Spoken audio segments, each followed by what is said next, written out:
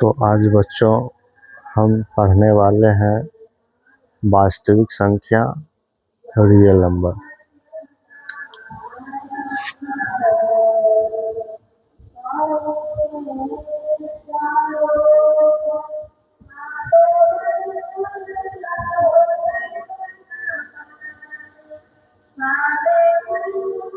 वास्तविक संख्या में हमें यह पढ़ना होता है सबसे पहले एचसीएफ निकालने के लिए और एलसीएम निकालने के लिए। तो पॉइंट बाय पॉइंट हम पढ़ेंगे और परिमेय और परिमेय निकालना, साथ ही साथ हम सब कैलकुलेशन करेंगे। तो पहले हम यह सीख लेंगे कि एचसीएफ और एलसीएम कैसे बनाते हैं सरल विधि से। तो एचसीएफ और एलसीएम निकालना।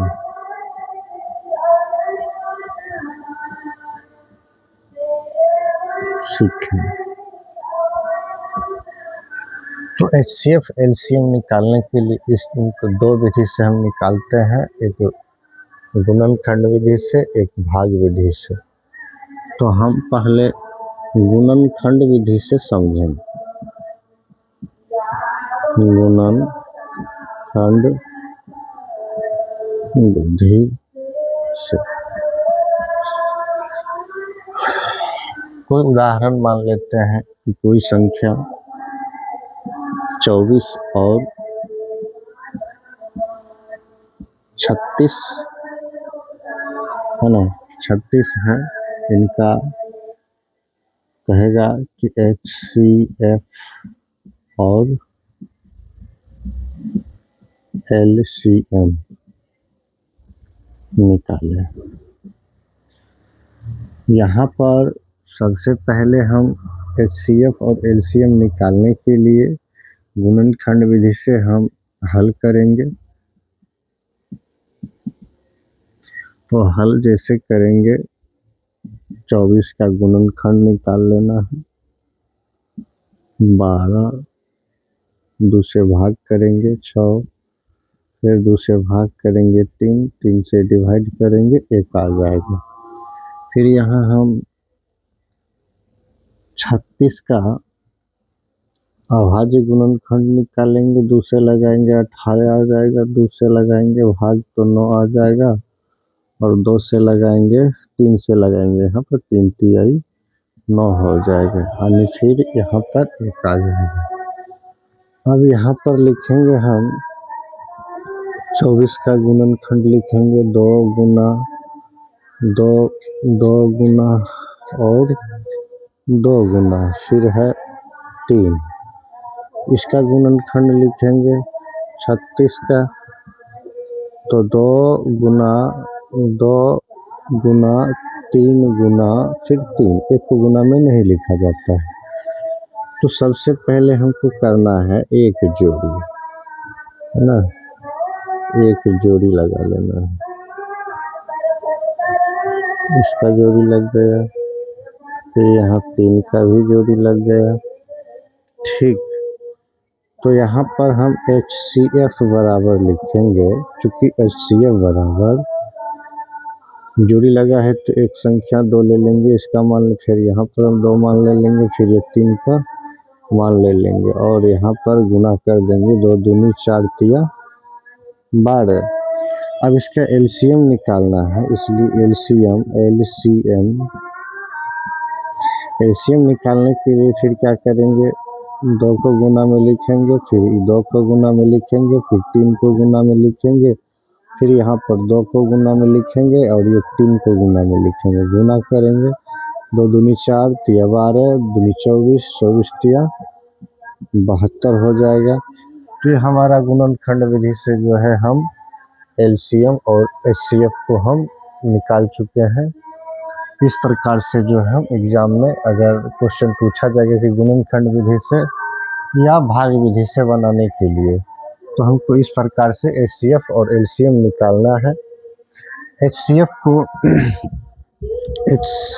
HCF को मासा महत्तम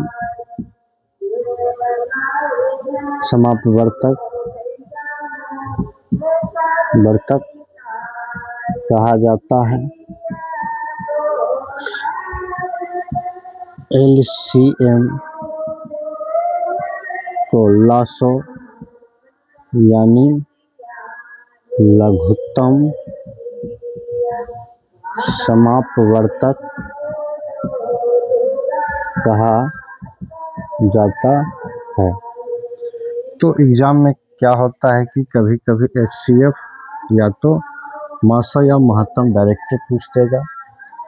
ये खास करके SSC बैंकिंग और क्लास 10th के स्टूडेंट के मैथमेटिक्स में पूछा जाता है ये क्वेश्चन। तो फाइनली हम गुणनखंड विधि समझ चुके हैं। यदि इसका भाग विधि अगर देखना है तो हम इसका भाग विधि भी हम समझेंगे। भाग विधि, भाग विधि से हम हल करेंगे। अगर मान लिया जाए कि यहाँ पर 24 है, इसको हल करेंगे। 24 है, यहाँ पर 36 है, तो डिवाइड करेंगे। जैसे हम भाग की क्रिया करते हैं ठीक यहाँ पर भी उसी का क्रिया करना है। तो 24 से अगर भाग करेंगे तो एक बार में लगेगा और यहाँ पर 24 लिखेंगे और फिर मता है इसको घटा लेना है। तो 2 बचेगा और यहाँ पर 1 बचेगा। फिर इस 24 को यहाँ पर उठाकर रखना है और 12 से 24 में भाग करना है। तो 2 बार में यहाँ पर पूर्णतः कट जाता है। तो यहाँ पर इसका HCF जो है निकल कर 12 आंसर हो जाता है। ठीक, तो इसका LCM और भाग विधि से अगर बनाते हैं तो यहाँ पर LCM निकालने के लिए फिर 24 और 36 को लेना होगा और डिवाइड करेंगे 2 से, यानी 12 हो जाएगा। यहाँ 18 हो जाएगा। फिर 2 से लगाएंगे 6 हो जाएगा और 2 से लगाएंगे 9 हो जाएगा। यहाँ पर फिर 3 से लगा दो, 3 दूनी 6, 3 तिहाई 9। अब लगेगा नहीं, इसको गुणनखंड करके हम देख लेते हैं। तो चूँकि 2 गुना 3 गुना 2 गुना 3। अब हम लिखेंगे 2 दूनी 4 तिया 12 दूनी 24 तिया 72। हम यदि भाग विधि से भी बनाएंगे तो फिर भी परफेक्ट आंसर यही आएगा। गुणनखंड विधि से भी बनाएंगे तो आंसर यही आएगा। तो हम वास्तविक संख्या यानी रियल नंबर में HCF और LCM निकालने के लिए हम गुणनखंड विधि और भाग विधि द्वारा समझा चुके हैं। इस पर किसी भी प्रकार के क्वेश्चन आता है तो आप इस विधि से इसे रिसॉल्व कर सकते हैं।